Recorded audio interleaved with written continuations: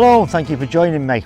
On this video I'm obviously going to be talking about this rucksack, which is the Backferry large military kind of tactical style bag. Now this is going to be my bug out bag, but it's got to serve two purposes. This will become my primary camping bag as well, so I need to be able to switch things out. The bug out bag itself that I'm going to create will remain as it is, apart from I'll be taking like axes and saws and that kind of thing out, depending on where I'm going camping or bugging out to.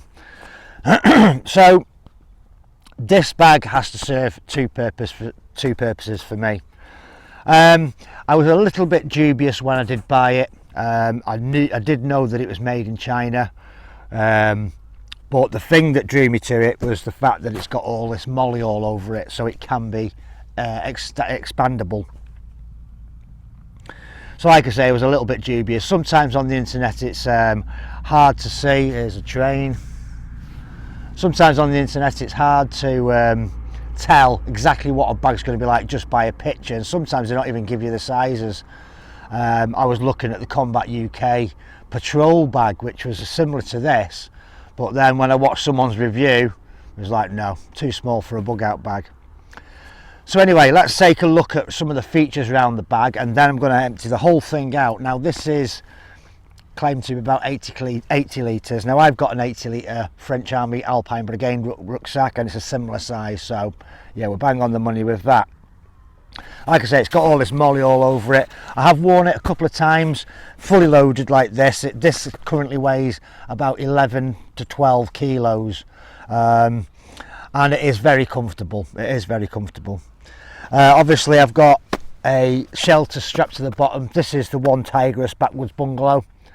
One little problem, not really a problem, but I would have preferred buckle style straps here, but it's not buckle style, it's a simple loop kind of style. So let's have a look at some of the features. We've got a top main compartment here, then we unzip and we've got the main big compartment. Now the big compartment can be accessed from the top under this part, or it can be accessed from the front. The material it's made out of is 1000, it does say on the internet 1000D polyester. Now I don't think that's completely right. I would say it's 1000D Oxford nylon, because it feels very much like Oxford nylon to me. So we've got two side pouches here. I've got nothing in them, but we do have on this side and that side two holes where we can get the pipe out for a camelback or water bladder, if you wanted to put some water that way in here. I won't be doing that. Right, so the zips, that's the first thing I look for in a rucksack. Absolutely bomb proof. Doesn't say the YKK zips, but yeah, they are good strong zips. This zip here, they're all the same style of zips, which is really good. On the back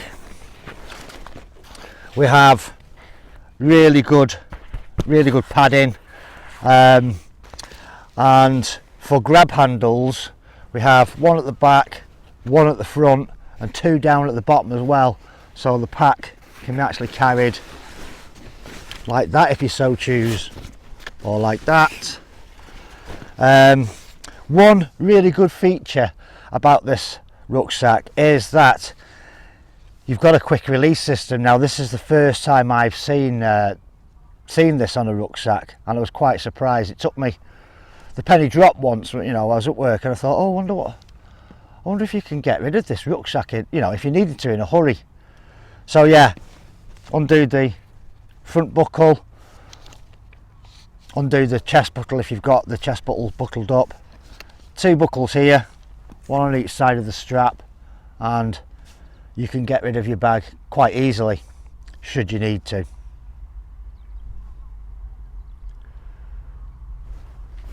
Right, so I'm not going to take that off because you can see how big that is. So let's start unpacking the bag, and I'll show you exactly what I've got in here.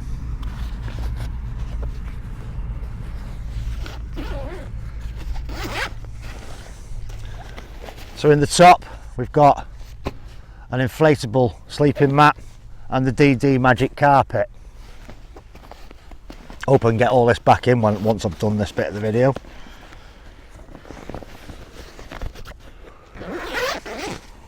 Right, into the main compartment. A sleeping bag, a canvas ground sheet, DD roll mat, sleeping mat, DD hammock,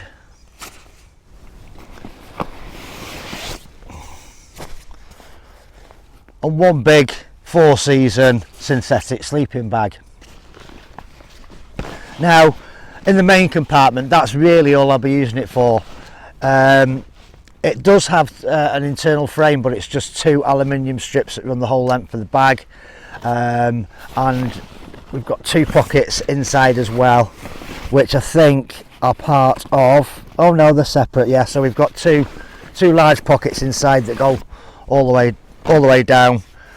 So ideally I'd be storing like axes, knives, that kind of thing either side.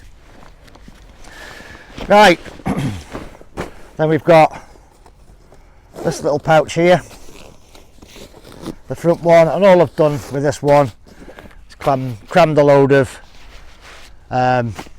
dry bags in there just to give it some bulk so you can see it. And that is the bag empty. So yeah, like I said, the bag can be accessed from the front now.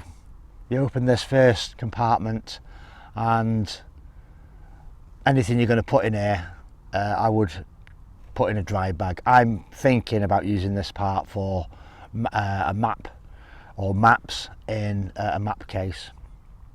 Just small items, it doesn't matter if it gets wet because it's in its own case kind of thing. And then we open it up, the second zip, and we can see inside.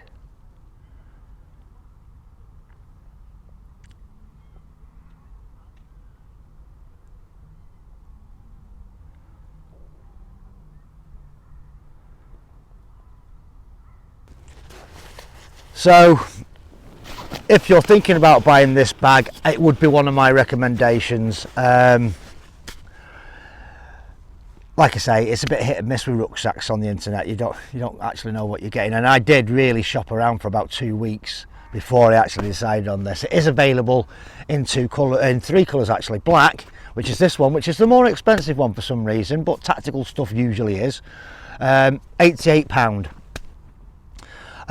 They do a coyote brown and an olive, like a drab olive army colour, bit like that colour, and they're £78. So why the price difference between black and them is, I don't know. But yeah, and a note on, if you're thinking about buying this bag and you want to purchase some molly pouches for it. Now I've got 2 Viper molly pouches for the sides. They're basically rocket pouches, so I think they're 20 litres each. And the other molly pouches that I'm going to be using, which are a lot smaller, from Amazon as well, but it's a company called Wynex. And again, the first thing I look for is the zips. The zips are quality zips on these. They are well made bags and they have molly on them themselves, so I would recommend them. I was going to do a review, but there's no point because it's only going to last a few seconds, isn't it, at the end of the day. So all that's back in there now. We'll do the top compartment up.